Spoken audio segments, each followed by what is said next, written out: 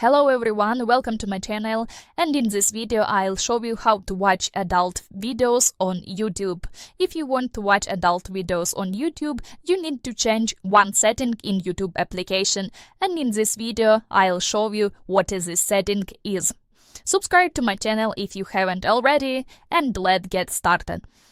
First, open YouTube application on your phone. Then in the bottom right hand corner of the screen, tap on your profile photo. And then in the upper right hand corner of the screen, tap on Settings. Here tap on General and scroll all the way down to the Restricted Mode. Feature of your phone Restricted Mode helps hide potentially mature videos.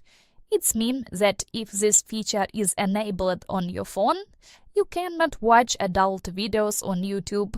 And if you want to watch adult videos on YouTube, you need to turn off this feature. And now you can watch adult videos on YouTube. Is this video helpful? Like this video and thank you for watching.